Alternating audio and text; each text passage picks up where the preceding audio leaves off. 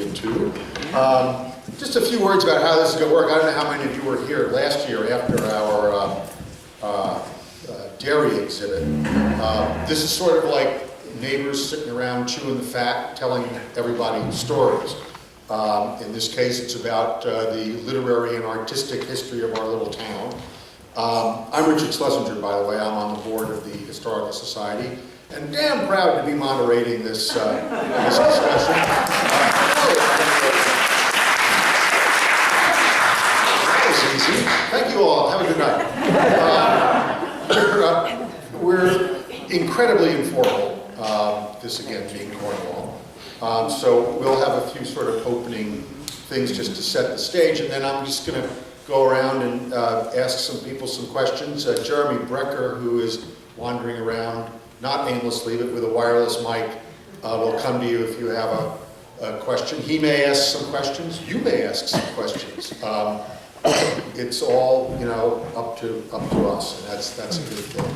So I was looking outside and realized that we picked a particularly glorious day to reflect on our history and the cultural inheritance that was left to us by so many writers and painters and etchers and sculptors.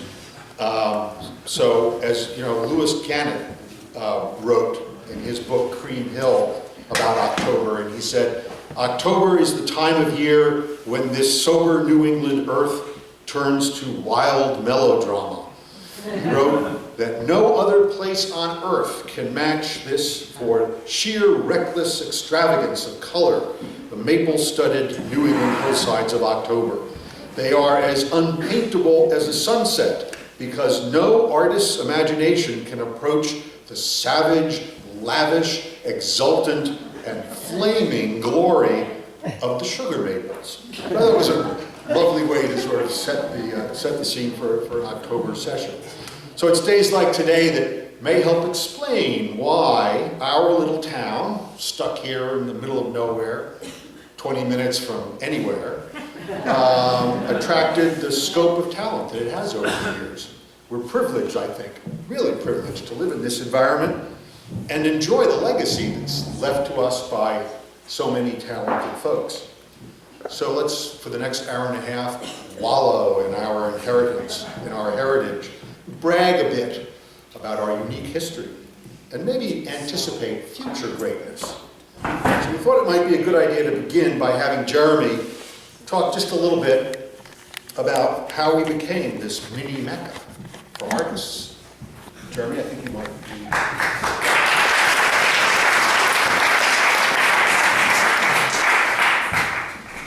Hi there. I remember when it being said, if I put another artist or writer into Cornwall, it would sink. And our executive director and curator at the Cornwall Historical Society, Jamie Cantoni, has chased down the story of how Cornwall got that way. The painters started coming even before the Civil War, attracted by a landscape that they considered the essence of the picturesque. Over the decades, many of them settled here, and some even married into local families. Some of you know who those were. The writers started coming a bit later. Carl and Irita Van Doren discovered Cornwall and started visiting here in 1915. They were followed by Mark and Dorothy Van Doren, and eventually a whole clan of writing descendants. Directly or indirectly, as a result of the Van Dorens, dozens of other writers found their way to Cornwall, including Lewis Gannett, James Thurber, and the numerous writers of Yelping Hill. At one time, much of the noted literary criticism in America was being written by a dozen or so writers who lived between Cream Hill and Bradford Lane. While these people were strong, sometimes almost fanatical individualists, most of them had two things in common. They formed a deep bond with the land, perhaps finding that, as Mark Van Doren put it, the hills of little Cornwall themselves are dreams. And many of them formed a strong bond with the community of Cornwall, not standing aloof, but eager to learn from and be accepted by the country people among whom they had settled. It is striking how many of their descendants still live in or stay connected with Cornwall today. And I would certainly say this room is testimony to that reality. And of course, the hills of Little Cornwall are still so full of artists and writers that if you added any more, they would probably sink. Indeed, some might say they are sinking already.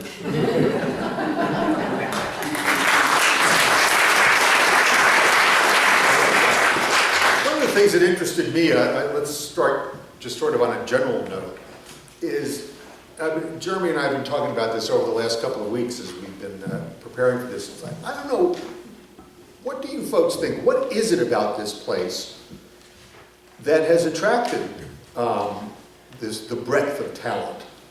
And I'm looking at a man here who is very talented, and I'll bet has some thoughts on that. Mr. Prentice. Thank you, Jeremy. What is it about? What is it about? First off, it's the beauty of the place, as has been mentioned. Second off, artists beget artists, generally speaking, anywhere. But it was affordable back when it began, it seems to me, in the Depression, was when a big lump of them came here. That is no longer the case, of course, in the same way, but I think that was one of the big ones. How did you end up here? I mean, does this place inspire you? Or? I know it was a practical. I had no choice. My parents bought a house the same year they got me. So after that, when you started your creative endeavors, did the place have any effect on you? Well, for kinetic sculpture, I have to describe the wind in the grass and the wind in the trees and the wind ruffling the surface of the lake and reflecting the light in a particular way, that sort of thing, sure. You just reel that off, like all these great attributes that we have. That's okay. You can reel them off. I actually thought about it before you asked. I hate it when people do that.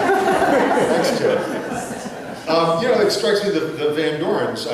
You sort of came here as a clan almost. It's like can't turn around without looking at the Van Doren. What?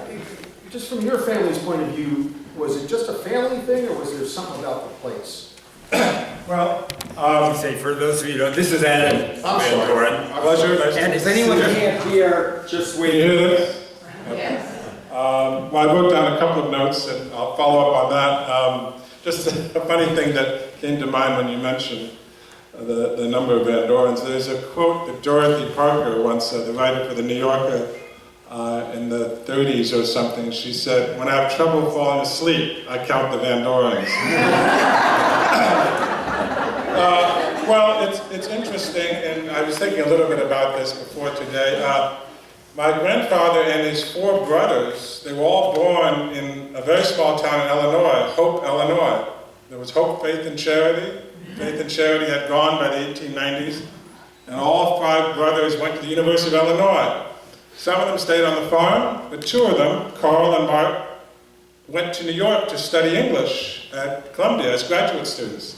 And Carl was the first one to come up here. He and Irita found a place to stay. Well, at one point, they were living right across from the North Cornwall Church, as maybe Susan McClaw will talk about. But then they bought the Wickwire place where their family lives now. But he told my grandfather that there was another farm available a few miles away. So he and my grandmother Dorothy bought that. And to Tim's point, yes, in those days you could be a Columbia professor and own a second home in the 1920s when they lived here. So that the affordability certainly was a factor. I'm just going to mention a few stories. I don't want to take up everyone's time here, but you mentioned Lewis Gannett. I remember hearing that my grandfather would have what he called a quartet on Saturday nights. Very often, for a number of years, he would meet at his house with Lewis Gannett, James Sturber, and one other person I'll have to try. Bill Shirer, William Shirer, who lived here, also a famous author for historian. The Rise and Fall of the Third Reich was a huge bestseller of his. But I also wanted to talk about, my grandfather and Carl were very prominent writers. They both won Pulitzer Prizes one year, and then the next year the other one won. But my grandmother Dorothy was also a very accomplished writer, and wrote 6 or 7 novels, and she wrote 3 memoirs that relate largely to Cornwall. The Professor and I, which was about my grandfather, but she never mentions him by name. The Country Wife, about that back and forth life of New York and Cornwall, and Men, Women, and Cats, which was a play on Thurber's book, Men, Women, and Dogs. They were all very close friends. And a couple other stories. Yes, one thing I thought was an interesting relationship, because the people love Thurber so much here, that my grandfather, they were friends, but one summer they went Martha's Vineyard together, and Thurber calls him and he says, "Mark, I want to speak to you. I'm desperate. I have to talk to you." And so my grandfather said, "Fine, we'll meet." That's wherever they met. And he came, and Thurber was weeping. Tears were rolling down his face. And he said, "Mark, this blindness, as many of you know, Thurber was blind for much of his life. This blindness is a curse.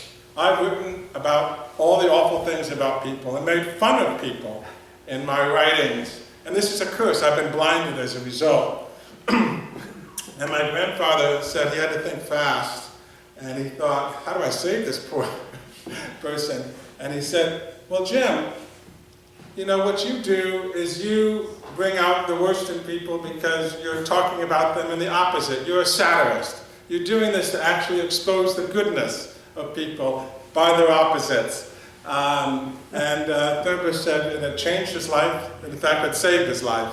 I don't know if he was going to commit suicide or anything, but that's a story that I remember. And one final one, my grandfather wrote most of his poetry in the span of a month or 2 in the summer, because he had a little barn that was an old watermill, and he was teaching all year at Columbia, so he had to pack it all in 1 year as he worked every day and wrote most of his work in that 2-month span. That's remarkable. Those were the poems that he won the Pulitzer Prize for. Yes, I imagine, you know, there were other opportunities, but the bulk of what he did, he had to condense that because the teaching is so demanding, and he was sought after the... Boy, anybody who's written anything, and there are a lot of you out there, John, I'm sure that you're thinking, writing all that stuff in a 2-month period, cramming all of that, and having it be that level of creativity is really astounding. I did not know that. I have a Van Dorn story. Here's Tim Prentice again, then we'll move on to Thurber. More Van Dorn. Yeah, we need, there is no story. When Marie and I got our place in the Hollow, the Duchess of Cornwall Hollow came to see who's moved into town, and she came to check us out. Dorothy came by, and we had 2 small children in the city. I was starting my architectural office. Marie was teaching in school, and we were pretty well stressed out. So Dorothy says, "Where's the garden?" We proudly said, "We're not into gardening." Dorothy's mouth opened and the voice of God says, "You will be."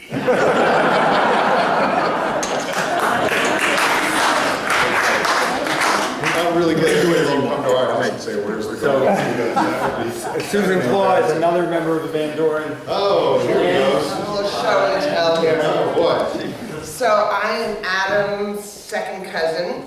I'm Susan Claw. My mother was Barbara Van Doren Claw. Carl and Irita were my grandparents.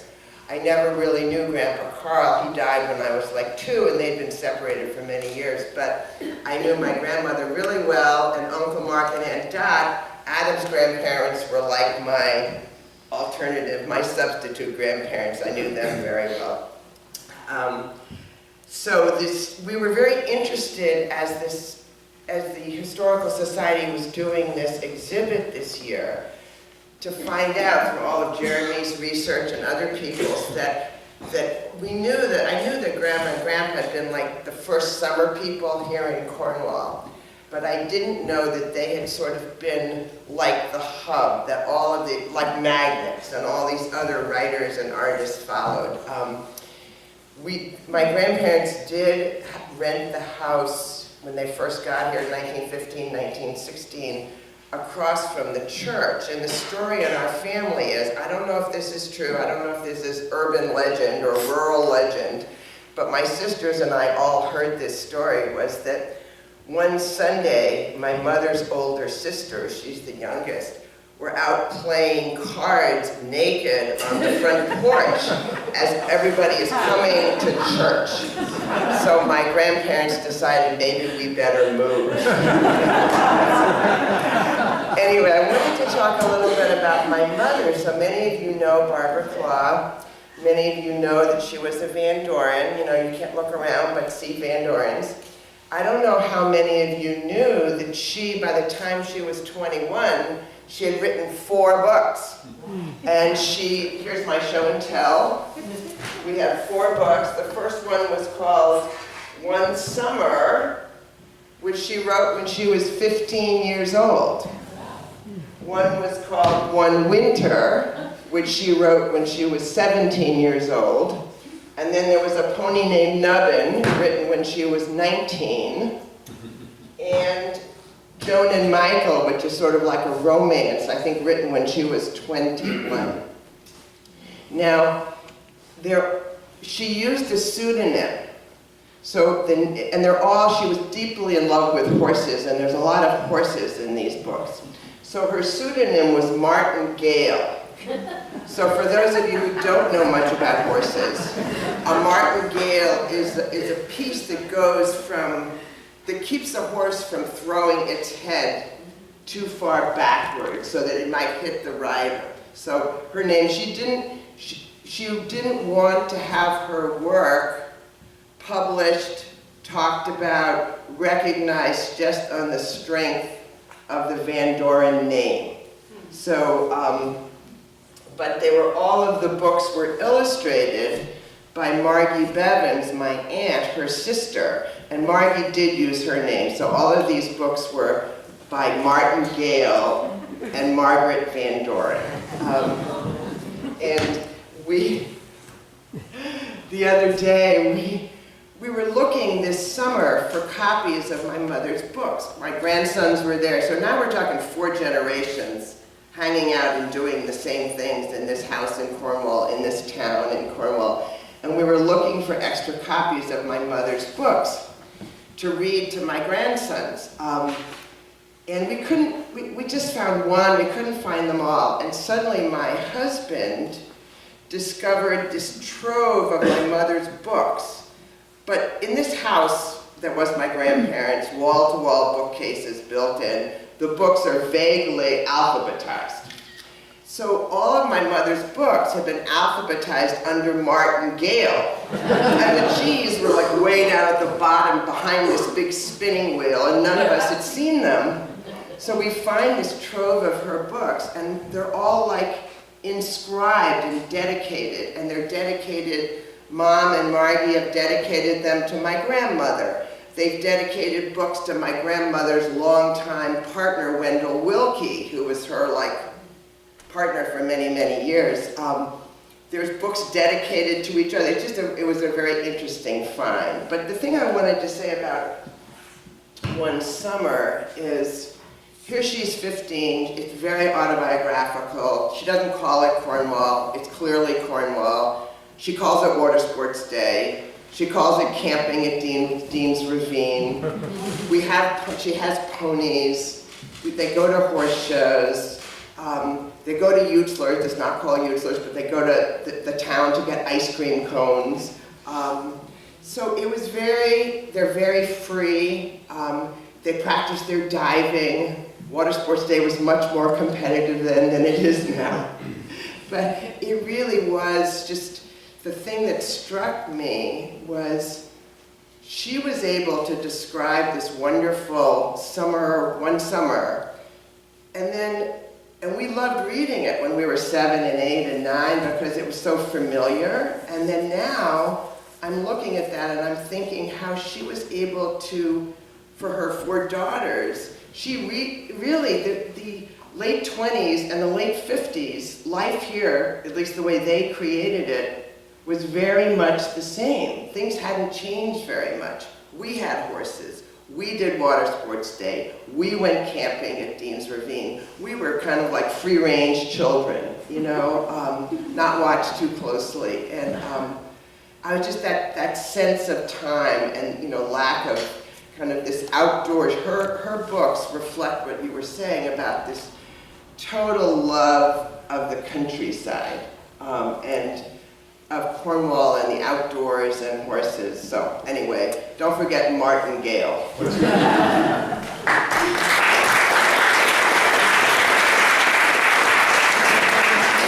So, just out of curiosity, do your kids and grandkids feel that same way about Cornwall as?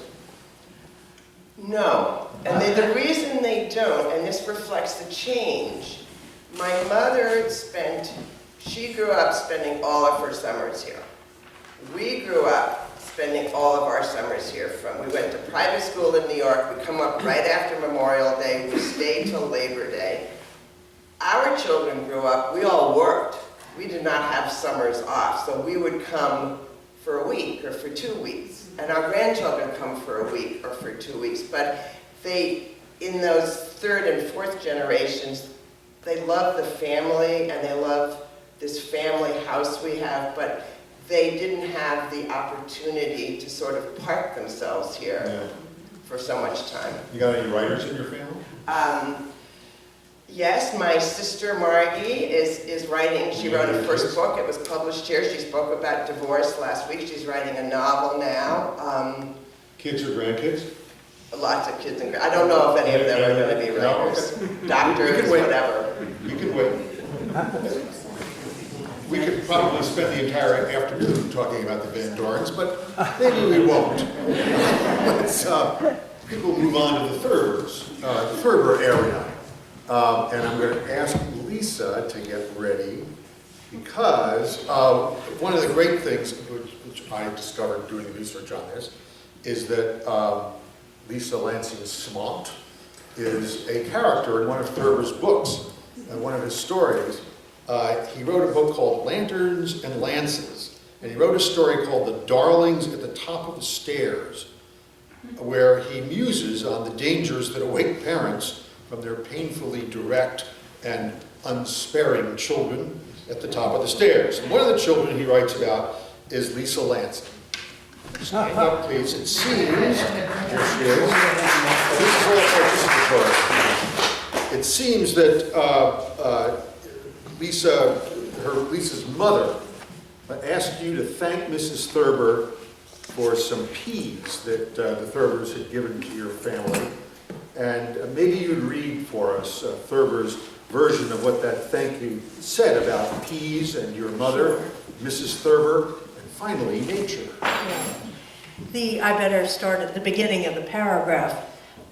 He'd been going on and on about children being fresh, you know, and that it was really just expressing their souls and so on. Finally, there was Lisa, aged 5, whose mother asked her to thank my wife for the peas we had sent them the day before from our garden. I thought the peas were awful. I wish you and Mrs. Thurber was dead, and I hate trees. Now, did this really happen? My mother always said no, it was nonsense. He'd collected a bunch of our names, little kid names, Lisa, Sally Foote, Hubby, and Mandy Fenn, and he liberally sprinkled them around in his stories. But I wanted to say a couple of things about Thurber. I do remember him as a child, and I remember him walking blind, but walking always like this. Does anyone else remember that? That often his hands were out in front. He seemed never to accommodate his blindness, learn Braille, use a stick. He wouldn't do any of those things. But he, for instance, he lived for a time in the house that Margaret and Pat Hare live in, down the road here. And he would come periodically up to the post office, which at the time was right there, boom, across that picket fence. And it had an inset porch, dusty old porch, on which lay a gathering of the town dogs, starting with Ginger Carlson, whether anybody remembers Ginger Carlson, and other nondescript creatures. And as he made his way across the floor of the porch, unable to see what was before him, he was often heard to say, "Goddamn porch-colored dogs."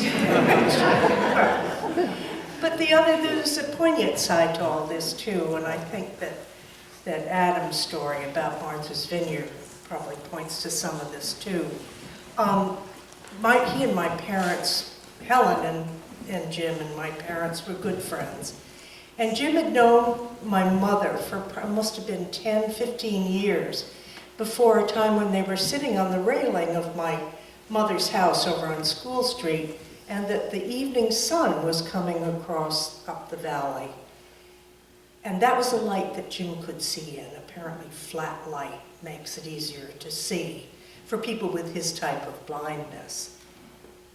And he said to my mother once, all of a sudden said, "Why, Siddy, your hair is red." And this was the one thing about my mother, was she had this startlingly beautiful red hair. And it was the one thing you noticed about her. But Jim had known her for 15 years and never seen that until that moment. So, thanks. Yeah, I just want to ask you, you had said that there was Adam, I think, was talking about loud conversations that would take place. Do you remember hearing some of those, right? Between Thurber and... Loud conversation. I think we're talking about heavily alcohol-fueled dinner parties. Well, those two. Well, that's what I mean. That's what they'd all get. And we would be kids, Doc and me and other kids in town would be upstairs looking through the railings, downstairs at all this hullabaloo. Remember that? Yeah. And all the shouting and roaring and arguing. And it was really astonishing how much booze those people put down. Well, that's the fuel of creativity frequently, so... Anybody else have any Thurber memories? Not all at once. I have a Gannett one. Well, we'll get to Gannett in a second. Yeah. Gannett. Yeah. Is that all right? Or, yeah? Yeah. Okay, well, he's on the list too. I just want to see if anybody wanted to share anything else about Thurber for a minute. All right, let's let John talk about Gannett. Which Gannett? I'm going to stay here. All right. Well, I came to Cornwall in '61. I was a newspaper reporter. I did not consider myself a writer. I think that television and newspaper people are not writers unless they write a book. But you write a story. Thank you, John.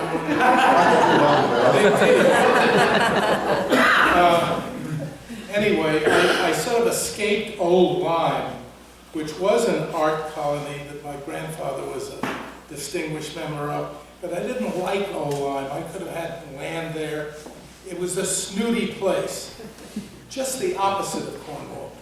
This is not a snooty town. So among our first friends in Cornwall were the Breckards, Jeremy's parents, Ed and Ruth. And Ed and Ruth invited us to dinner one night with the Gannetts. He was still alive. I think maybe it was the year before he died, and they were there together. And so I don't have a lot of memory about that dinner party, but I can tell you that he was an extremely gentle, sweet man, and she was feisty. And here we are in the middle of a nasty political year, and she was calling him a knee-jerk liberal during the dinner. That was nasty back then. That was my introduction to them. I could also tell you, if are not aware of this, that he is one of the founders of the newspaper guild in the early 30s in New York. So, he was a nice, liberal, decent, good guy. The kind I like. Anyway, that's my story about the dinner. That's great. I don't remember anything other than knee-jerk liberal. From his wife. From his wife, yes. I don't know what your parents, I don't remember what your parents said. They probably Well, you need Either do I. It's a segue to talk about your parents' journey. I got a roof cannon for Oh, God. I was going to story first. Yeah, go ahead. I told you this was informal, didn't I? Yeah. So it's 30 years ago, let's say, and Will Calhoun came to join us from Maine, where he'd been working in construction, and he spent the summer with us working on our barn. And we were invited one night to go to Rose Allgrants, which is a hotbed of these creative folks you're talking about, if there ever was one. And Ruth Gannett was there, she was sitting in the corner, and she and Will were talking. People were coming and going, and the evening got quite interesting, and a lot of action, a lot of drinking in the tradition you've described. And I keep looking over there, and Will's still talking, and Ruth is still sitting, talking, and I'm thinking she had this gravelly, wonderful old voice that a life of smoking has brought to her, and I thought from time to time maybe I'd better go over and save him. And so I went over to see how he was doing, and Ruth looks up at me, and she says, "I've been vaping your cousin."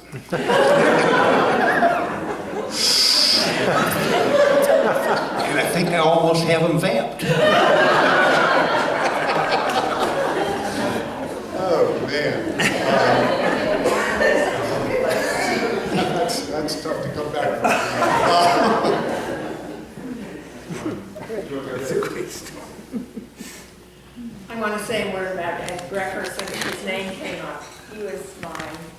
He's my late father-in-law. I met him in 1973, and we were people who got along very well. We had a very nice conversational relationship, except when he gave me a ride.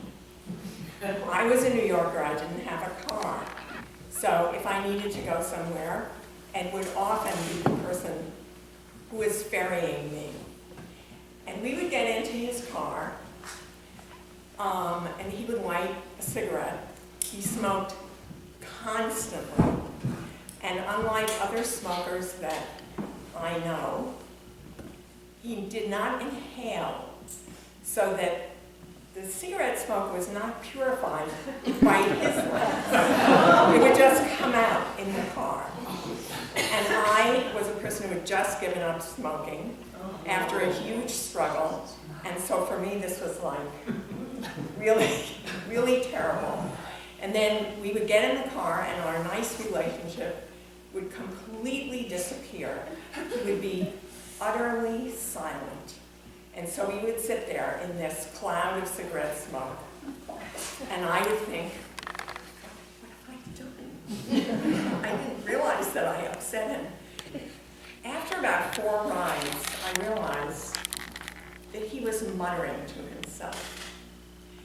And after about 6 rides, I realized that he was editing the manuscript that he was working on at home. He would type on yellow pieces of paper, and then he would start marking with a pen. But when he got into his car, he was used to just replaying this manuscript in his head and muttering to himself, "No, that's not the right way, it has to be."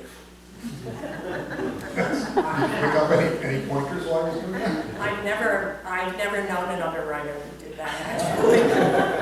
That's good. That's good. Well, probably could have done without the smoke, but they say the writing is smoke and nerves, you gotta have it. So Exactly. that's good. Let's spend a little time talking about Mark Smont, if we can. And I guess Ella, where is Ella? Ella Clark. Don't you have? You want to say anything? Did you say you had something? I'm sorry. I think if someone else wants to go first, Oh. Ella might chime in. Okay, I'm sorry. Who can start? Please. Well, I know a Mark/Thurber story. Okay. So when you were asking, I don't know if I can do this. Speaking. Perhaps Sure. speaking. Very simple. Perhaps that I can do it. Very simple. It's very simple. Mark spoke to us when when Tom Walker started reading to us the day after Christmas, 26th, and the first book he read was 13 Clocks of Thurber that Mark illustrated, and he gave a little brief talk about it. And one of the things that was so lovely and so striking, because I didn't know Thurber, but of course I knew Mark, and he said when Thurber first asked him, because of his blindness, to illustrate his books, and Thurber of course had done that himself, Mark felt it was a great honor, and he told us that it was really wonderful. It was a big deal, I think were his words. And he'd been doing it for some time, as we all knew. But he said that he had, at the time, a recurring nightmare, which was that Thurber would somehow, his sight would be restored to him, and he would look at Mark's drawings and not like them.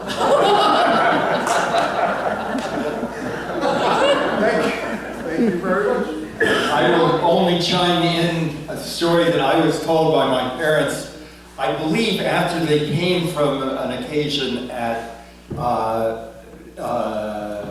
Mark's house, although that may be an apocryphal bit of this story, in which the question of whether Thurber's stories like The White Deer and the 13 Clocks were stories for children or not, and the dinner party broke up in a complete factional argument about this, whereupon Mark said, "Let's call Thurber and ask him," which he did, and they posed him the problem, and he answered, "Well, all my books are for intelligent children." That's great.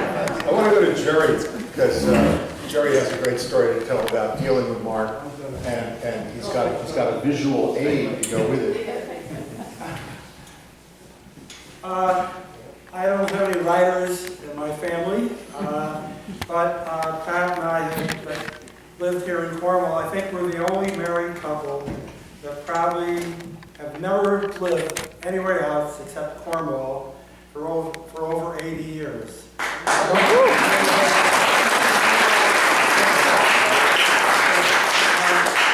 We have been blessed living here because of all the writers.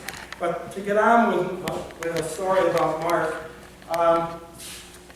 back in the 80s, it was in the 80s that we went to a Rose Allgrand, one of our Allgrand art shows. And Pat walked in, and we usually get there very early. And she walked in and she saw this painting. And she said, "I want that." And I said, "You probably most of you have seen it if you know the city story." Anyway. I said, "I really want that painting." I said, "We can't afford that painting." Well, next thing I know, there was a little red dot that Rose gave Pat, and she stuck it next to the painting. So I guess it was going to be ours. So afterwards, I talked to Mark, and I said to Mark, "I can't give you what you want for the painting, but I said, could I take it on time?" He said, "Oh, sure." So Mark and Bea, who my parents knew for a long, long time, I don't know exactly how long, but maybe Doc could tell you, because my mother was Doc's babysitter. And so when I said to Mark, I said, "How about payments?" And he said, "Well, that's fine." Nothing was written down. We didn't have to get it notarized, and 4 or 5 different people would come and swear my signature was fine. It was on a handshake. The Simons at that time were coming up from New York on Friday nights, and they were going to Cadwell's Corner, and Pat and I would meet them there once a month. That was our night out. Once a month we went and met them there, and I would give Mark a check.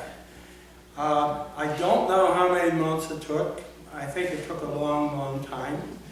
But anyway, so we own the painting, and to us it's priceless. I would never give it to, maybe to a museum sometime if Mark. I know that Jeremy said to me, "I'll give you 2 minutes," and I think that, did you start the, Who said it? you haven't started the green? My clock's broken, Jerry. I'm the guy who cuts people off, so go ahead. I thought you had the green button. No, this is great. The thing about the Historical Society, I'm going to put a plug in for the Historical Society. We live next door to the Historical Society. And they're, I'll tell you, a hard-working group of people. Many years ago, Ginny Powder said to me, we'd like to have you come on the board. We only have one meeting a month. Have you ever been by my house when there were 8 or 10 cars there every day of the week? They are a dedicated group of people, and their meetings are very quiet, at least outside. I've never heard any yelling outside the building. They do not peel out. They don't peel out when they leave their meetings. And they always have their lawn mowed, and the lawn always looks great. What are you talking about? I told them I would mow their lawn if they didn't make it any bigger, and they haven't made it any bigger yet. I think they're thinking about it. So wait a minute, so you didn't fall for the one meeting a month thing, huh? I didn't fall. Where were you when they were coming after me? No. You didn't ask me. But anyway, and it's great to be there because when they have the number one thing, whenever they have a party, Pat and I are always invited. They have a great party. You're an occasion. And we see a lot of people, we see a lot of your faces there, but they are, they're great and they do a great job, and we look forward to their next event, which, what is the next event, Richard? It's me. You're on the board. I know, but I don't know. They don't tell you anything? Maybe they'll tell you. They don't tell you anything? Put the painting down, go sit down.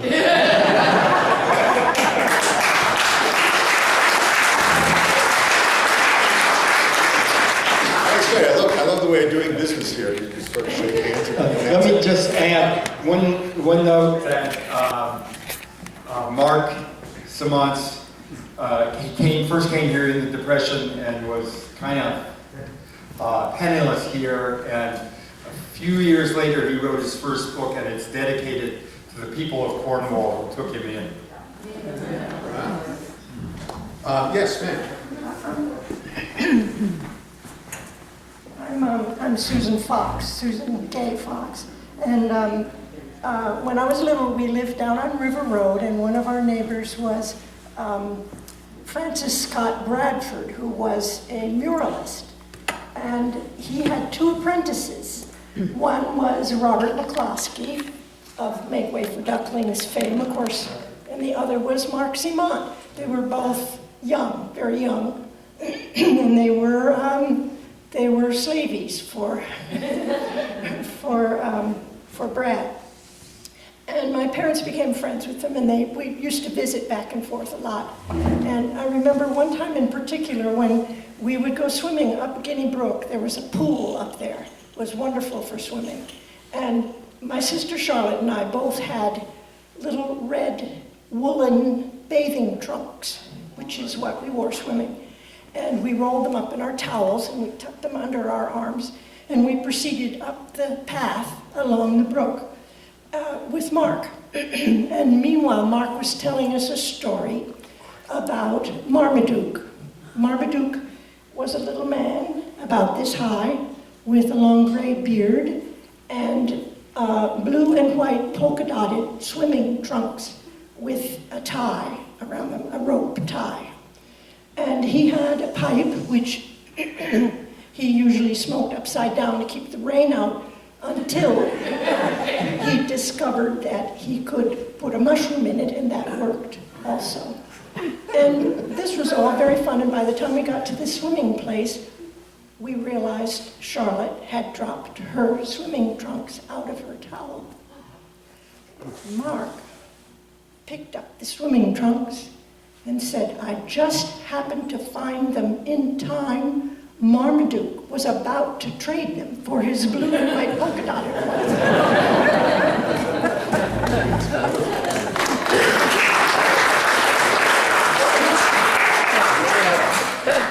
Tim. I'm getting to be a nuisance, but my favorite Seamont story is one that was fact-checked only yesterday. And I used to tell it without knowing the outcome. And the story is that Mark had asked his son to clear some brush along the driveway. And Doc was working away until he got to a patch he didn't like the looks of. And Mark saw that he wasn't getting anything done and comes out and says, what's the matter? Keep going here. And this is my version of it. And Doc says, it's poison ivy. I'm not cutting that.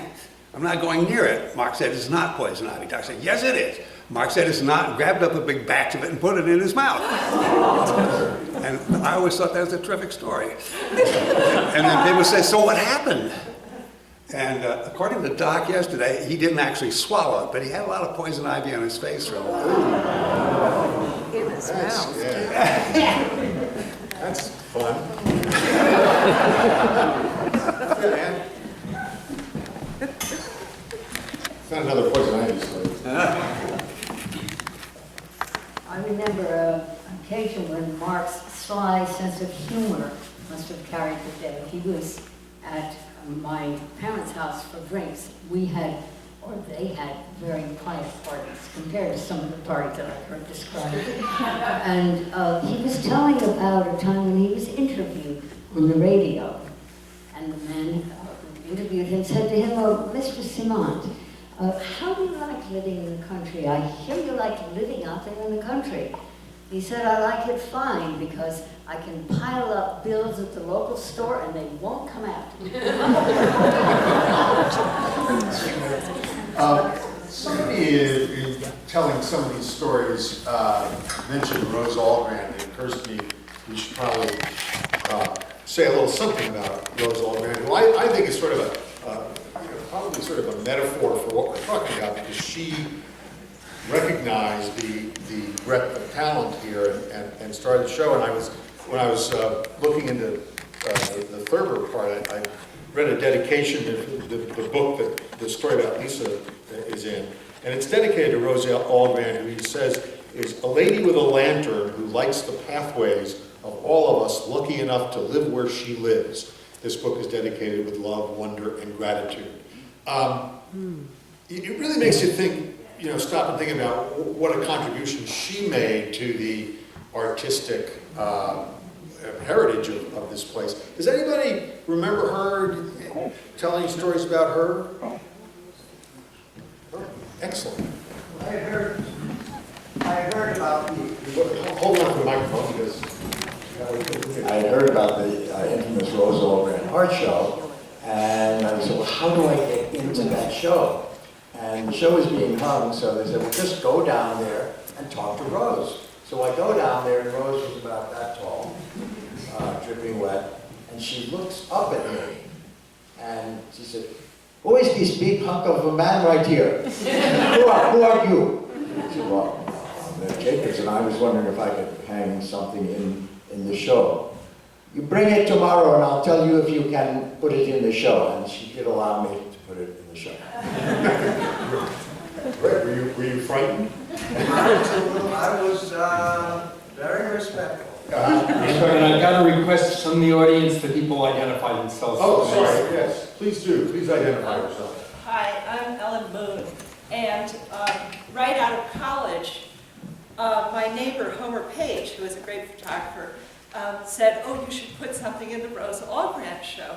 And I was shy and said, well, is that going to be all right? But he arranged it with Rose, and so I put a print that I made in, and I sold it, and that was great. And the next year, I again entered the show, and at the end of the show, Rose Allgrand came up to me and she said, well, you didn't sell anything. You should do better next year. I was terrified of her, really. Wait a minute, did you do better next year? Yes. Good. Hi, I'm Michael Hemming, and I'm Armin Landek's grandson. And I think it should be noted that the Rose Allgrand show, at least from my recollection, in the late 60s, early 70s, was held right in this room.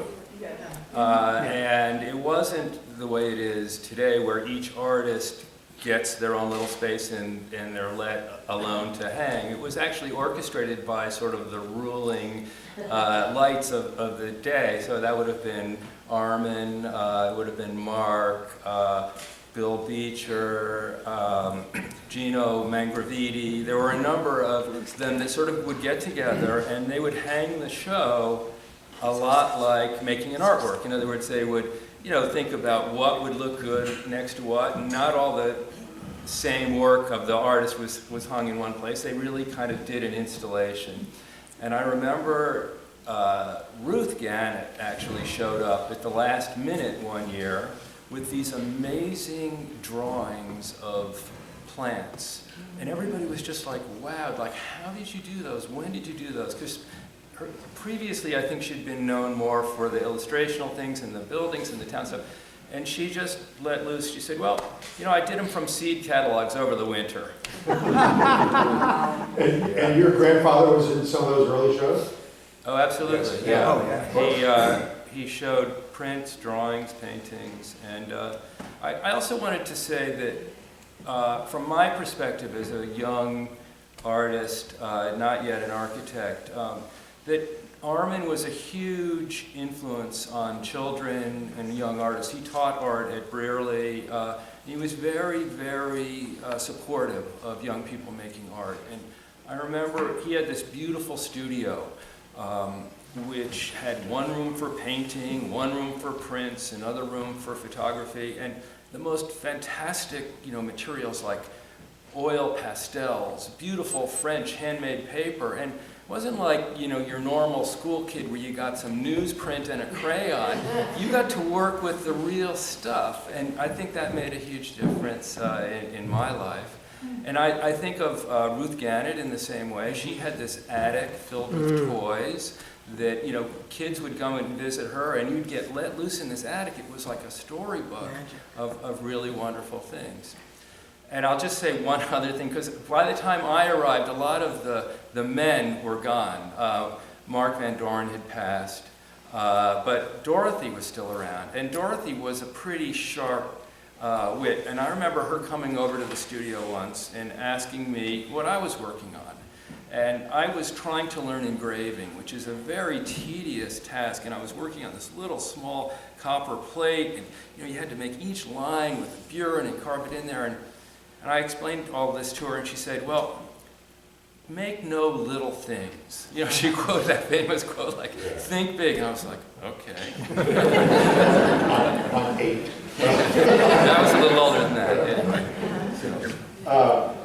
It's interesting, though, that these memories of all these people sort of are still so fresh in everybody's mind, which I use as a clever segue to go to Lolly Bezzosi, who I want you to tell the story about Dutch Nutzler and what he told you about light and how light affected his paintings and this whole era.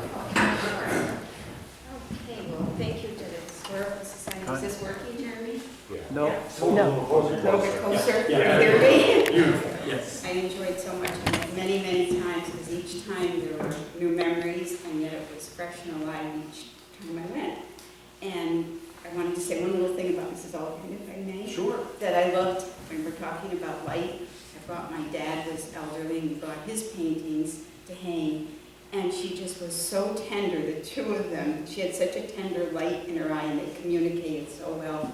And I had remembered her as a child, because she had Great Pyrenees dogs. Oh. So I remember that very well. Yeah. But the Utzler story is another story of light. When I was very, very little, and we would shop there, Mr. Utzler would always have beautiful crystal clear windows with geraniums, and then he'd talk about the seeds. When the seeds would come into his store, and he'd say the light's changing, and you'd always be getting ready to start plants, because you couldn't just go out and buy plants then. You had to depend on seeds and starting them. And when I saw his picture of the Queen Anne's lace, I just couldn't believe how he captured light. That was just so amazing. So that was light in that, and light in Mrs. Allgrand's eye. Can I do one more light?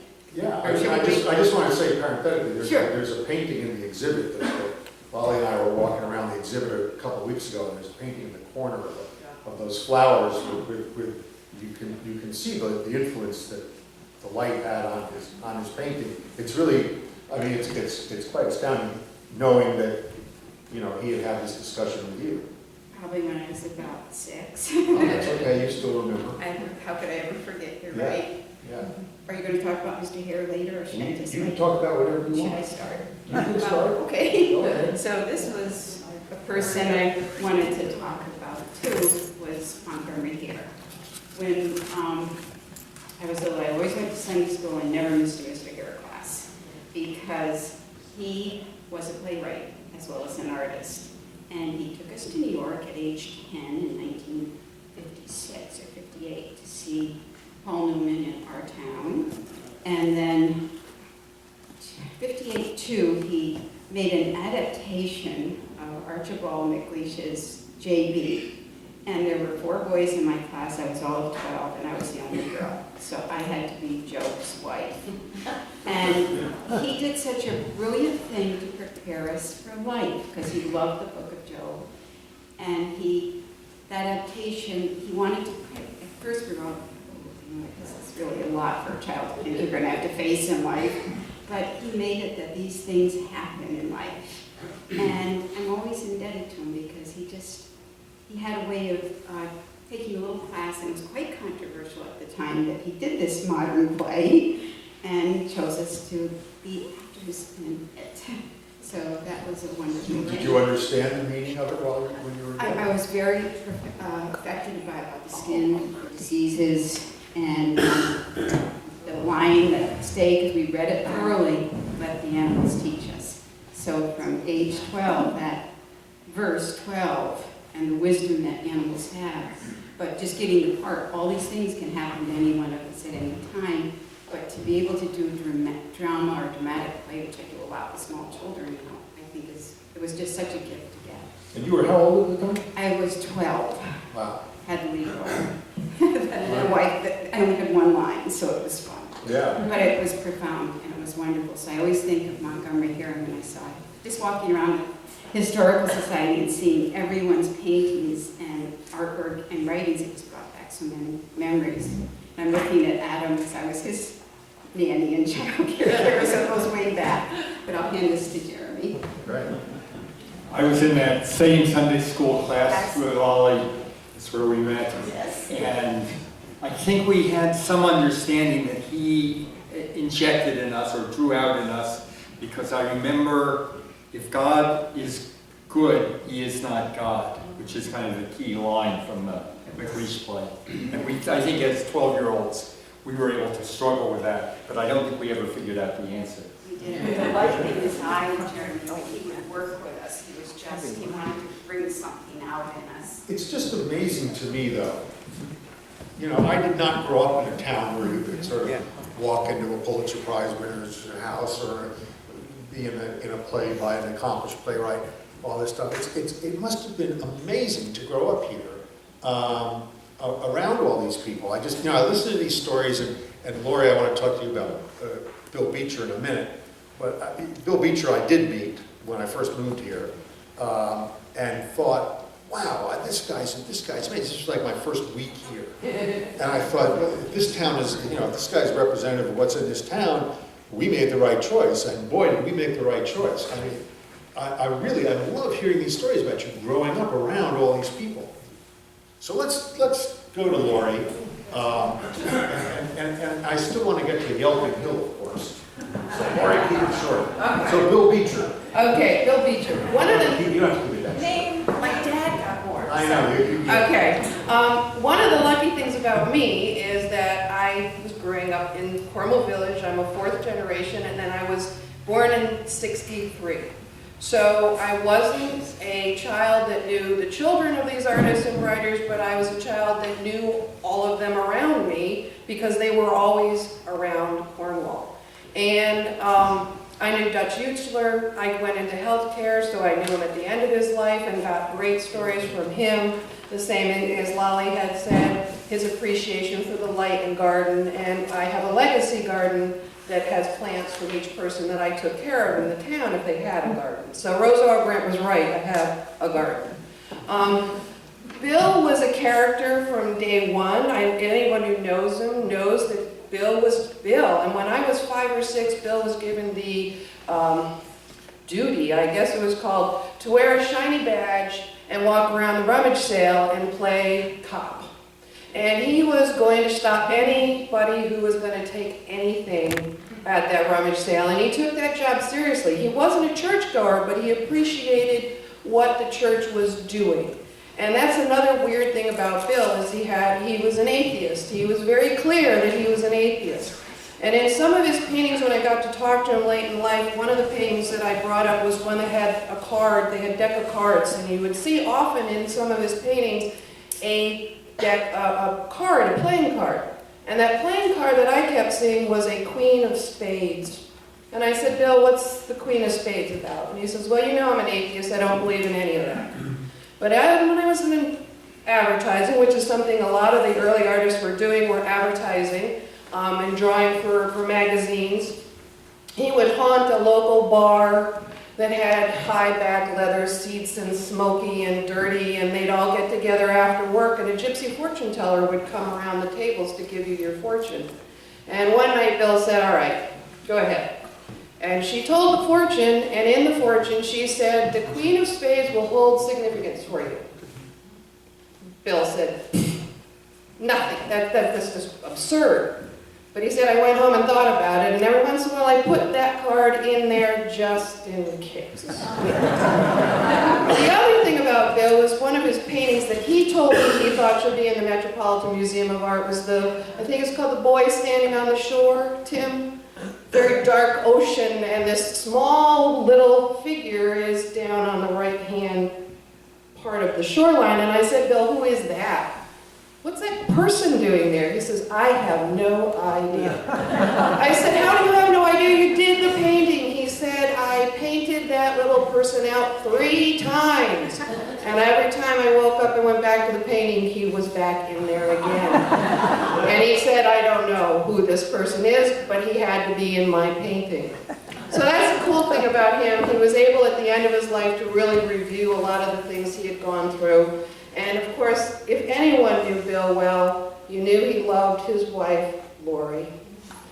Lori, when I was 5, came to me and said, L-O-R-I. That's how I spell my name. And we pinkied together, and she said, we're a twosome. And I babysat a couple of times for nieces and nephews, and Bill, later on, I would stop by. In the last couple of years of his life, I did health care and home care, and so I looked for any opportunity to sit with these characters that I grew up with, and I'd sit on the porch with them or in the house on a bad day. We'd share really dirty jokes. Really dirty jokes. Bill decided that I could handle them, and Bill met me at the door with a dirty joke every time. But he would reflect on his time in Cornwall and how much he loved the community, that it meant a lot to him. Just the people, the characters, and he could be Bill. Nobody had to be anybody but who they were in this town, and Bill was a character all to himself. So the last thing I'll say about Bill is my parents talked to me or called me one day before he passed and said, Bill has dropped a box off for you at our house. It has jewelry in it. And Bill said there's some very specific directions. So this is the box. And I opened it up, and in the box was a note. And I'll read it. Lori, these are for you alone, underlined, and underlined. If you do not feel any are not you, in quotes, you can return them. Do not worry. I still have plenty to pass on to my granddaughters. Perhaps you will remember the other Lori when you wear them. Fondly, Bill. Each piece came with a separate piece of paper telling me about the jewelry. And I wore some today. This was a ring that was his mother's, 1910, that Lori had, and she wore often. This was the necklace that Lori wore often. And there's some other fancier pieces that didn't go with the outfit.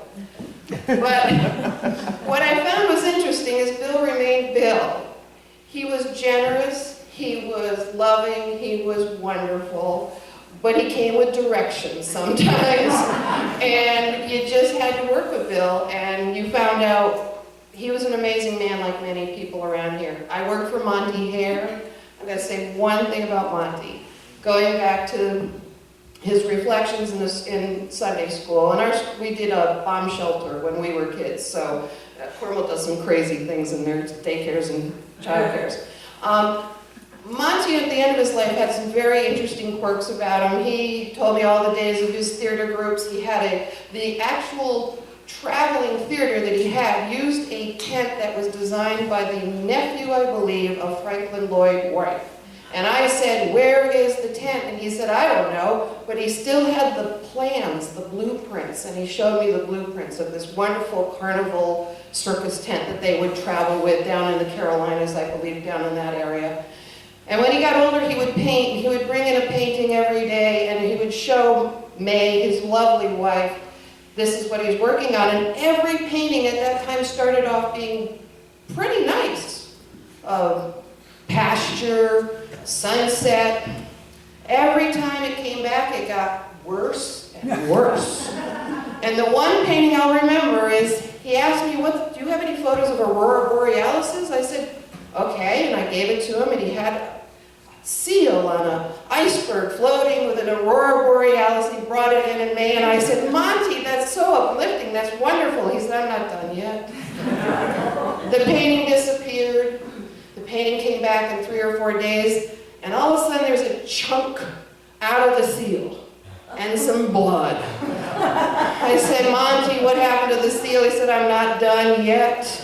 May shook her head. The painting went back to the studio. The painting came back to the house, and it was hung up, and there was a helicopter blade. And the blood was worse. And I said, Monty, what happened? He said, they're shooting seals, don't you know? And I said, I didn't know. And that's Monty. He kept challenging us. He kept making us think. And I'm very lucky to grow up in a time that I did in this town and meet so many really great artists and writers. Right.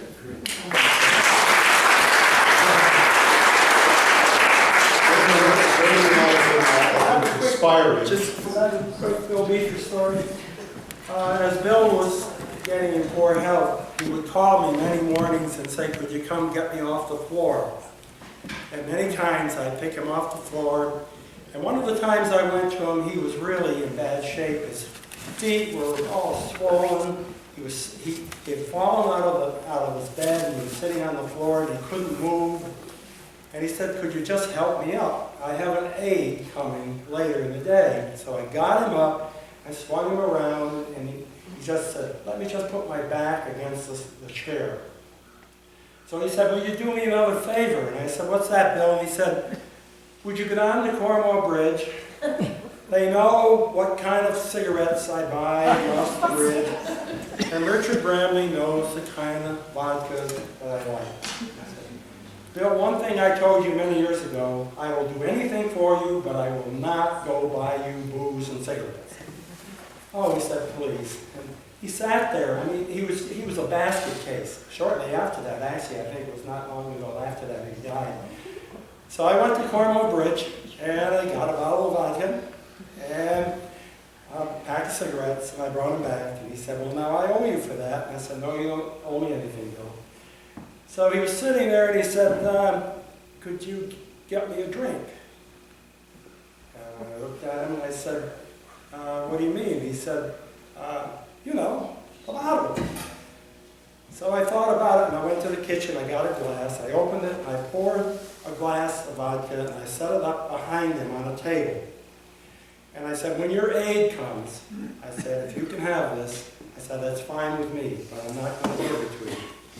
So I turned to walk away, and he said, Jerry, come back. I said, what is it? What is it? He said, there's a couple straws, he said. And by the way, this painting of Mark's, all those characters are someone, and Mark would never tell me who they were. So afterwards, I'm going to go up and stand by that, and if you people would like to come and look at it and say who you think they are. I think I know 3 of them, but I don't know the others. So Jeremy's, We're running short of time, but we have still Yelping Hill to do, which I think we'll save for last. And there are several people I know who are here who have been thinking about people that they might, stories that they might tell. So let me just call on them and just ask everyone to be brief as they can. And the first one is going to be Roxana Robinson, who many of you would probably all don't know is part of the Scoville family, and will fill in the rest. About a very important Cornwall writer. So this is so much fun. It's like sitting around the fire. I'm Roxana Robinson, and my grandfather was Samuel Scoville Jr. The Scovilles came here before all this group that you've been hearing about. Samuel Scoville Sr., I think, came around 1810, but he married a local girl from Litchfield, Henry Ward Beecher's daughter. So we have Beechers and Scovilles going back into the 1700s. But Samuel Scoville actually grew up in Stamford and married a girl from Philadelphia. So he was sort of a summer person as well as an old Cornwall person. You probably know he and his friends built the lake, the boathouse down at the lake, and it was this group of energetic young 21-year-olds who just started that whole thing. And the Scoville farm is still up the hill. But Sam was, his day job was a lawyer, but he was an absolutely ardent nature lover. And so he wrote book after book after book, many of them set in Cornwall, that had to do with nature. And I wrote down some of them. Lords of the Wild, Man and Beast, Wild Honey, the Out of Doors Club. And then he wrote Everyday Adventures, Wild Folk, Lords of the Wild, I already said that. And he was a romantic, so he loved the idea of nature. Lots of the books are set here, and they're about animals that you would find here. But he also was very far-ranging in his imagination. So he would write about animals all over the world. And as far as I know, he never traveled to the places that he wrote about. But he wrote a series of adventure books. And the first one was called Boy Scouts in the Wilderness. And it starts out here in Cornwall. And the premise of it is that there is a lumber baron who is kind of a cross between Andrew Carnegie and one of the Calhouns. A very rich local lumber baron who has a collection of jewels. And so he puts together this brave little band of men who go out around the world to collect gems for him. So there you have the Inca emerald, the snake blood ruby, the blue pearl. So they're set all over the world, and this little group of people, Judd Adams, there are two Boy Scouts, there's an Indian, Joe Couteau, there's a scientist, Professor Ditson, and they do everything you have ever imagined. They fight off piranhas, they fight off cobras, they fight off grizzly bears. So we learned about nature all over the world from these books. So growing up, I thought every animal was an adventure. If we heard a raccoon on the back porch, we all gathered, we turned off the light in the kitchen, we all looked through the window, we said, "Isn't she beautiful?" As she went through the garbage. "Isn't she gorgeous?" We all just thought creatures were amazing. And my grandfather loved snakes, and we still have snakes coming in through the chimney because he's still somewhere in that house. And he built a house called Treetop, which overlooks the lake. So he died when I was very young. I don't remember him personally very much, but we all inherited this sense of a tremendous love of nature, connection to animals and birds. And about 5 years ago, I was in Maine in the middle of the winter. It was January. It was about 8 below zero. And I was cross-country skiing in a place where there was no other sound. It was in the Acadia Park. There was nothing. And I heard this very, very, very loud rat-a-tatting. And I got closer, and I saw a pileated woodpecker banging away at a tree. And I thought, what is he doing? There isn't a single bird on Mount Desert Island. Everybody else is in the Louisiana swamps where there's food. What is he eating? And I couldn't figure it out, and I went back home and I started looking through all my bird books, and nothing said anything specific. Woodpeckers eat ants, we know that. They go under, they drill in, but there are no ants in the winter. So I started going online, and I went from place to place to place, and they were all generalized. And I couldn't find anything that would say what they were eating. And finally, going from site to site to site about birds, I finally found an article that explained what they eat. And they eat, and they don't have to migrate, because in the winter they are going in to hibernating ants. So he goes in and he scoops up an ant who's asleep, who is having a lovely dream, and all of a sudden is in that pileated woodpecker's stomach. And the author of the article was my grandfather.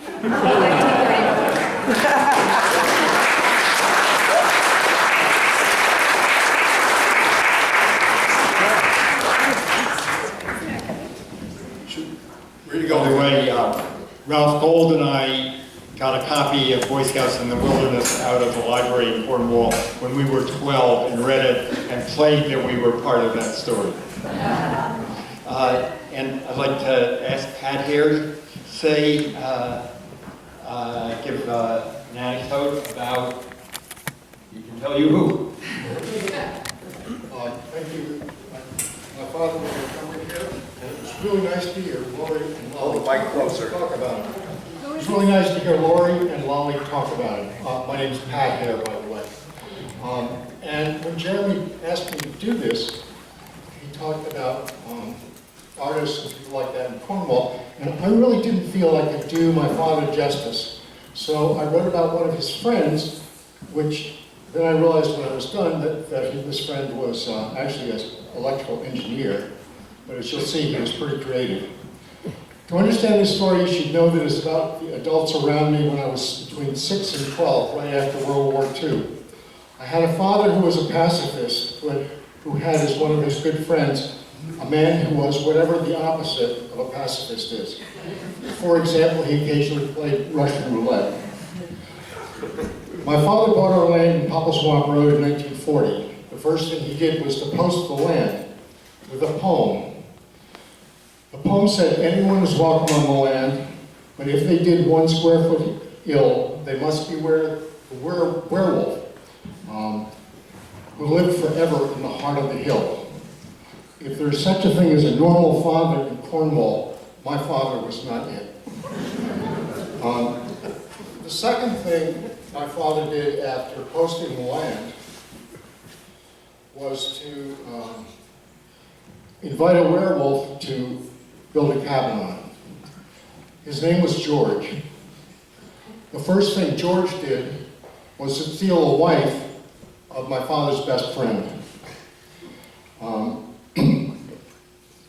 George had been an architect in Chicago, and he gave up architecture after he found himself telling yet another woman that she really understood kitchen design better than he did. He said that after the woman left, he went into the bathroom and vomited up both food and architecture. And George became an electrical engineer and moved to New York, and that was when he had the cabin on our land.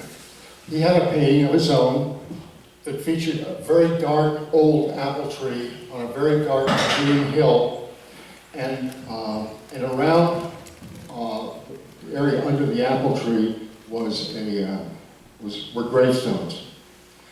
And every time he broke up with another mistress, he would paint her name and the dates on the graveyard.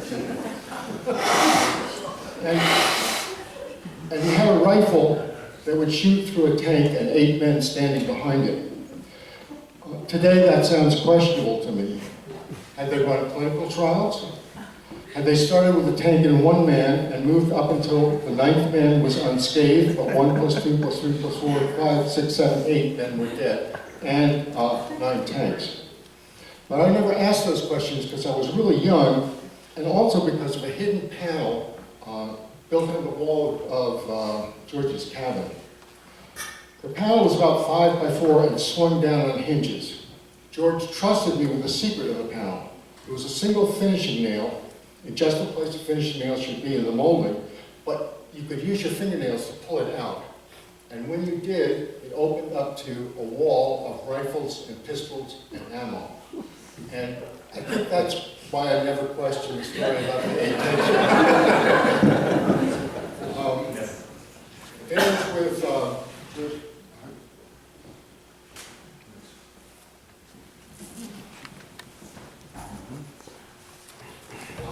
dinners with George and my parents and their other friends were really something that grew into hurricanes, great blasts of insight and ideas that were, of course, all forgotten in the morning. But the arguments as has been done by other people here, the arguments of that time rode on magic carpets of alcohol and cigarettes. When George was ready to speak, his cheeks would pull back and his teeth would grit, and he would pull in air through his barely open, horizontal, tight-muscled lips. And the lips salivated with anticipated pleasure, really the thought that he was about to release a brilliant idea that would go through a tank in 12 minutes. And it was, in fact, brilliant. He invented a hypersensitive dew point detector that proved the Russians had the atom bomb and could track their explosions. George and my father spent a night in George's rent-controlled apartment in New York with a gallon of red wine, soldering the non-working detector together and finally getting it to work right. Already late, they drove it out to an Air Force base on Long Island to demonstrate it. They were trying to find the right room for the demonstration, and they came around a corner, and there was a football field long corridor, and at the other end of the corridor was a pissed off general followed by subordinates. And the general was yelling, "Where the hell is this son of a bitch engineer?" And the general was waving a big cigar around, and the cigar set off the dew point detector, and the Air Force bought the machine. George also happened to invent the transistor, and that led to, as was common with George, to an epic romantic kind of atomic bomb that really was sort of not what he had been looking for. At some point, when I was far from Cornwall, George moved to a house on River Road. When he died, he left money in his will for a wake with an open bar at his house on the river. And he left money for a cannon to blast his ashes out over the Housatonic. I was far from Cornwall again when George died, so I missed the wake. But when I moved back, I met a man who had parked cars at George's wake. He told me that parking cars at George's wake was one of the best days of his life. And until I was writing this, I realized that I never had thought to ask him why it was one of the best days of his life. But I think, like the tank and 8 men, the fact that it was George's wake was explanation enough.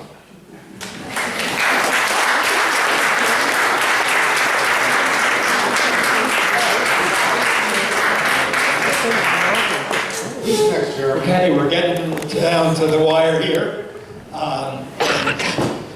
Somebody who told me she had a story was, do you want about any of these ideas, characters? Good. Yep. I was at that one. I'm Bobby Tyson. I live in East Cornwall. I was at that party down on River Road. I was at the party down on River Road, and it was one hell of a party, let me tell you. And there are some, I presume, who aren't sober yet if they're still alive. I've never seen so much booze in one place, ever, ever, ever. Anyway, so I was asked to talk about Armin Landak, actually. I first met Armin in the spring of 1967. It was March. There fell in March the most snow ever recorded in Connecticut in 1 month. They recorded 120 inches on Mohawk Mountain in 1 month. I was 99% pregnant. Josh was born on St. Patrick's Day. It was the only day of the month that it didn't snow, and we could get to the hospital.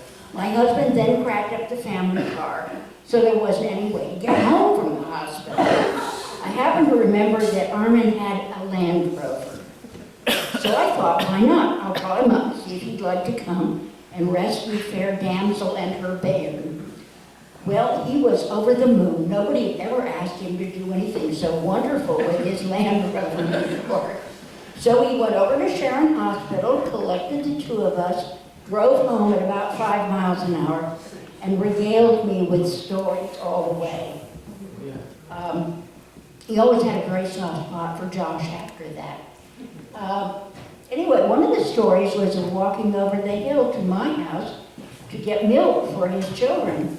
He said he had a shoulder yoke and would go over the hill up in East Cornwall. The two roads divide, and the neighbors had carved out little trails and roadways and paths from one house to every other house up there. It's quite amazing. I have a map of it done by the CCC. Anyway, he shouldered his yoke, and he would go over to my house and sit in the kitchen and wait for the cows to get milk. In the wintertime, he used snowshoes. And he would talk with Clarence and Bessie Blake. Well, Clarence would be out in the barn, of course, milking the cows, but Bessie would be in the kitchen. Bessie is another story. She really was a humdinger. And we're talking No about... time for Betsy. No time for Betsy.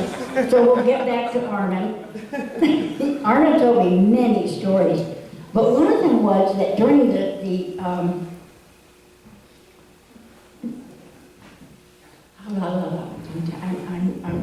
I can't think of it. We all have days like that. Yeah. Unfortunately, they get more and more as you get older. During Prohibition, apparently East Cornwall had a community still, and everyone had their crack at it over the course of the year. Armin wouldn't tell me where it was, or maybe he couldn't remember. I never did figure that one out. But I know that you have to have a lot of water for it, and you have to have a place where the revenuers can't see the smoke. So I never have managed to figure out where it was, but he said everybody used it. You'd get a couple of weeks and, make your stuff, and then somebody else would come and make theirs. And... Well, you know what? Maybe we should all go up there and look for that still, right? Sounds pretty good to me. We gotta move on, though. I hate to do this to you, Bobby. I could listen to you all day.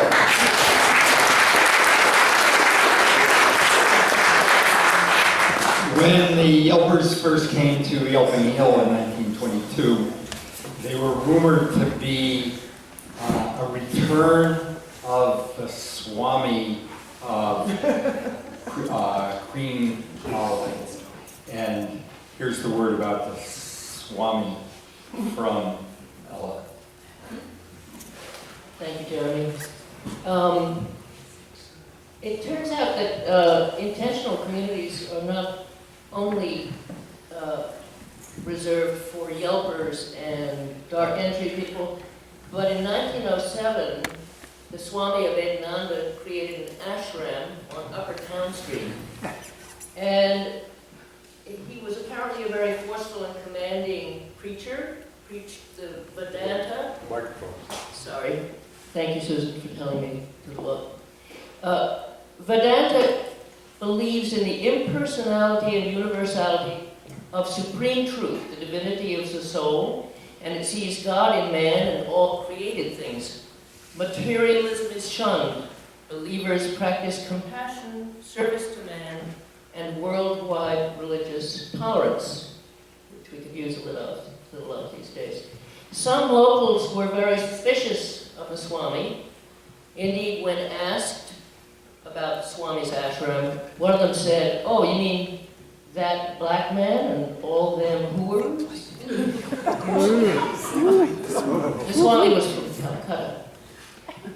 The seventh, a man, there were 6 women, in fact, in the ashram, but the 7th was a man who took care of the place under the very difficult conditions.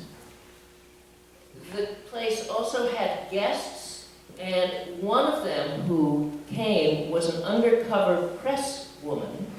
She was a fierce feminist and a suffragette and a skeptic, who after her stay published a piece called The Heathen Invention, which stated that yoga is proving the way that leads to domestic infelicity and insanity and death. The Thorns Cottages, later owned by Bob and Jenny Potter and the dancer Lottie Gosler, were called Lotus and Peace. And one devotee wrote that the hills rang with the vibrations of a released cosmos, sentient and articulate. Many visitors came on weekends to hear the Swami preach. Bob Beers' mother was one of them. And they attended the Swami's lectures in my Vedic woods next to the Ramakrishna rock, which is still engraved with the words Om Tat Sat Om, self-control, if control was spelled with 2 L's, and work is devotion. And I can attest to the fact that the vibes are still good.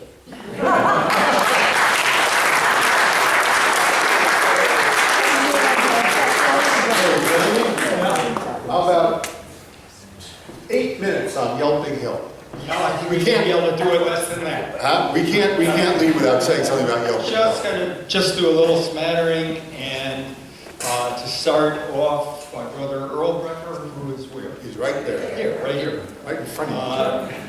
Who will talk, it's not about, as well as possibly other things, one of our, the artists of Yelping Hill of a very special time.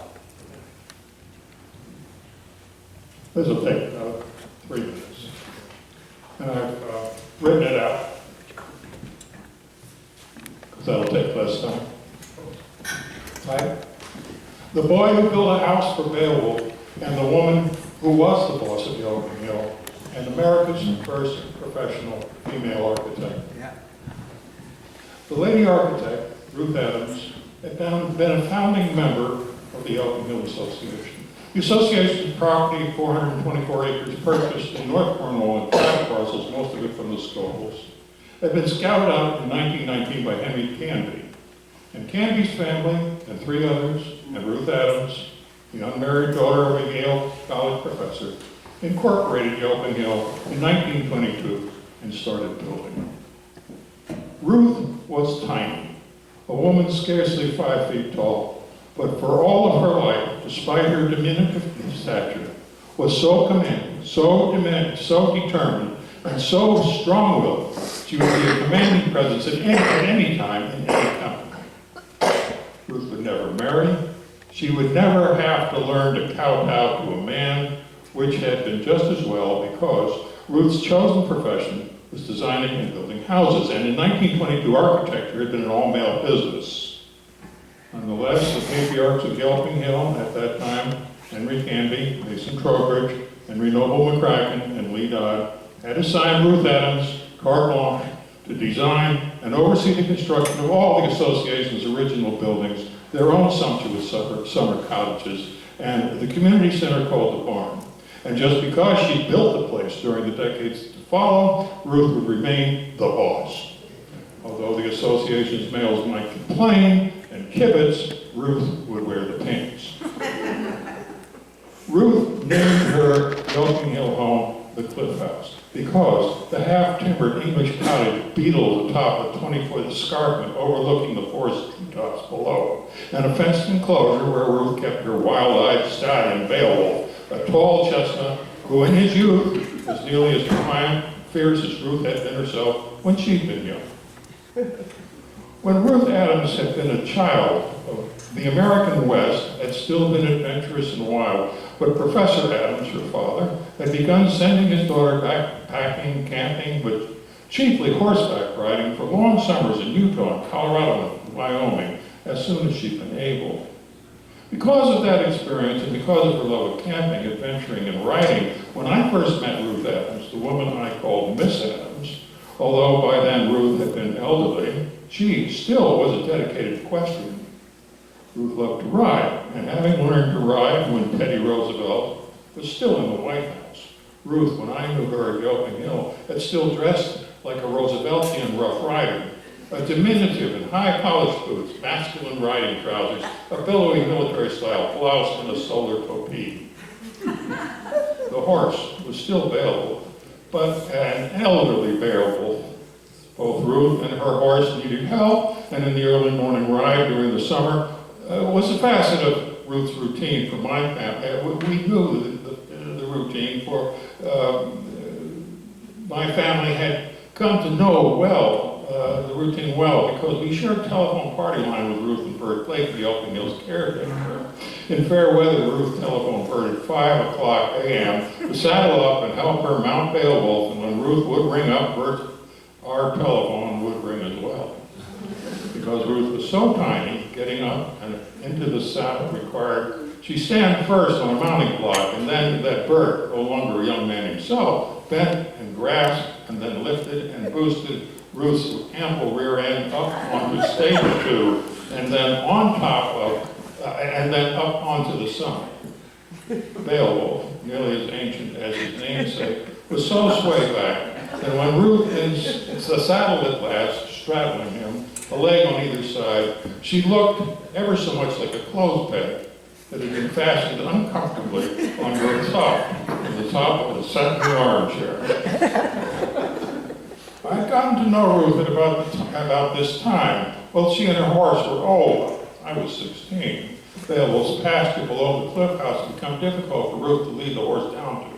So that Ruth, on her own volition, without consulting anyone else at the association, had cleared and fenced a patch of accessible meadow and then hired me to build a shelter for her horse. I had no interest in horses. In fact, I was frightened of them. But I, at 16, although practically illiterate, I was a prodigy with a saw and a hammer. Beginning at age 12, I planned and spent 3 years building a real log cabin using 110 red pine I cut down myself. When Ruth hired me, I'd been a competent carpenter, if less so a competent designer of equine habitat. To save time and money, I bought, disassembled, and transported to Ruth's meadow a second-hand prefabricated chicken coop that I purchased in West Cornwall from Joe Beeman. At only $100, the price of the second-hand coop had been attractive, but what I'd done to modify it into a horse stable was a disaster. Although I had plenty of material to work with, but I had no concept of what needed to be done with the material in order to provide something for the sake and safety of the horse. For what I did know about horses, well, for what did I know about horses anyway? And I wasn't listening to Ruth Adams, the boss lady, either. Although from time to time, Ruth did come to look at the progress I made, and she made suggestions. Ruth liked me.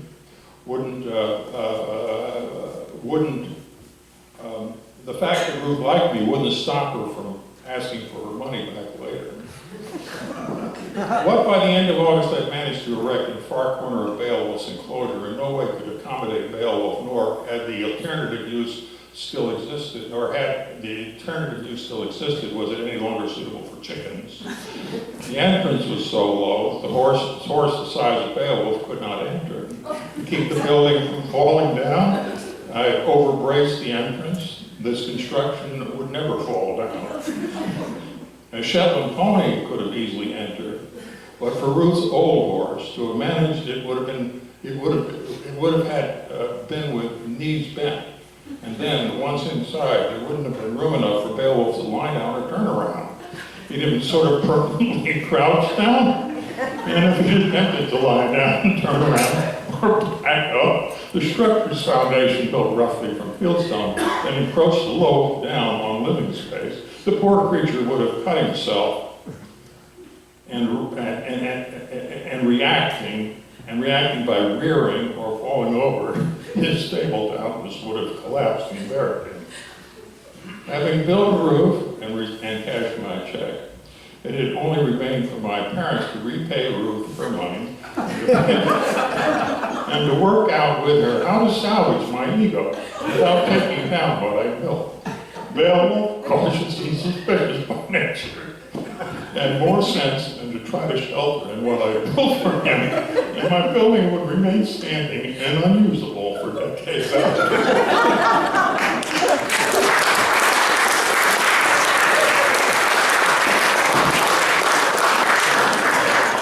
Jeremy, you want some closing words on Yelping Hill? There's an infinite words to tell, and I will let people use their imaginations to guess what it might be. Jared, can you keep this short? Very short. Okay, because these chairs are hard. That was my father, who was the one that boosted Ruth Adams every Sunday morning, saddled the horse. And for a camera, I remember as a kid going over there and watching one morning and watching this whole thing. Ruth getting up on there, old Beowulf with his back. And I think probably maybe he had the gooseler to get her up there, but I think she got up there and I think when she probably came back, she probably just slid off and she would leave Beowulf for my father to rub down and put him in the pasture. But I wished I had a camera. Whatever happened to Beowulf. I think we've accomplished our mission, which was to keep this crazy yet rich, yet long, yet nuts, fascinating, lovely, quirky history of Cornwall alive. So I thank everybody for sharing these stories, and I'm being told there's a donation jar in the back. As luck would have it, there's a donation jar in the back, and the exhibit is open today, so if you want to go refresh your memory about some of the stories you've heard, feel free to go over there. And really, really thank you. This is like the easiest job I've ever had. All I have to do is stand there